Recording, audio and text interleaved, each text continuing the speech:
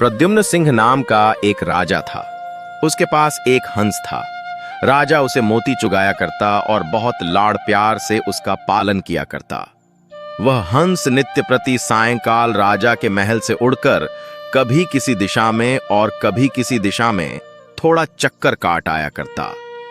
एक दिन वह हंस उड़ता हुआ दीवान जी की छत पर जा बैठा। उनकी पुत्रवधू गर्भवती थी। उसने सुन रखा था कि गर्भावस्था में यदि किसी स्त्री को हंस का मांस खाने को मिल जाए तो उसकी होने वाली संतान अत्यंत मेधावी, तेजस्वी और भाग्यशाली होती है। अनायास ही छत पर हंस आया देखकर उसके मुंह में पानी भर आया। उसने हंस को पकड़ लिया और रसोई घर में ले जाकर उसे पकाकर खा गई। इस बात का पता न उसने अपनी सास को लगने दिया, न ससुर को और न पति को, क्योंकि उसे भय था कि अगर राजा को इस बात का सुराग लग गया तो बड़ा अनिष्ट हो जाएगा। उधर जब रात होने पर हंस राजमहल में नहीं पहुंचा तो राजा रानी को बहुत चिंता हुई। उनका मन आकुल व्याकुल हो गया। चारों ओर उसकी खोज में आदमी दौड़ाए गए, लेकिन हंस कहीं हो तब मिले ना। राजा ने अड़ोस पड़ोस के शहरों कस्बों में भी सूचना कराई कि अगर कोई हंस का पता लगा सके तो राज्य की ओर से उसे बहुत बड़ा पुरस्कार दिया जाएगा।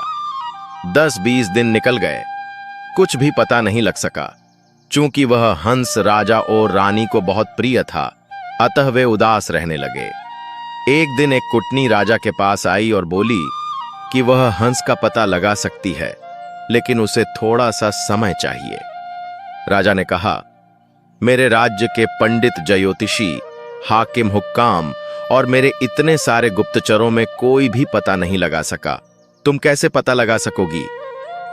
कुटनी ने कहा, मुझे अपनी योग्यता पर विश्वास है। अगर अन्नदाता का हुक्म हो तो एक बार आकाश के तारे भी तोड़कर ले आऊं। आप मुझे थोड़ा सा समय दीजिए और आवश्यक धन दे दीजिए। उसे वापस ला सकूं या नहीं, लेकिन मैं आपको विश्वास दिलाती हूं कि उसका अता पता अवश्य ले आऊंगी। राजा ने स्वीकार कर लिया और कुटनी अपने उद्देश्य की सिद्धि के लिए चल पड़ी।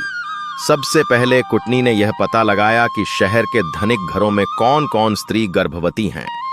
उसे पता था कि गर्भावस्था में किसी स्त्री को यदि हंस का मांस मिल जाए तो वह बिना खाए नहीं रहेगी। साथ ही यह भी जानती थी कि साधारण घर की कोई स्त्री राजा का हंस पकड़ने का साहस नहीं कर सकती। खोजते खोजते उसे पता लगा कि दीवान की पुत्रवधू गर्भवती है। अतः उसके मन में संदेह हो गया कि हो सकता है राजा का हंस उड़ते उड़ते किसी दिन इनके घर की छत पर आ गया हो और गर्भावस्था में होने के कारण लोभवश यह स्त्री उसे खा गई हो। कुटनी ने सोचा, किसी भी स्त्री के साथ निकटस्थ मैत्री करने के लिए उसके पीहर के हाल चाल जानना आवश्यक है।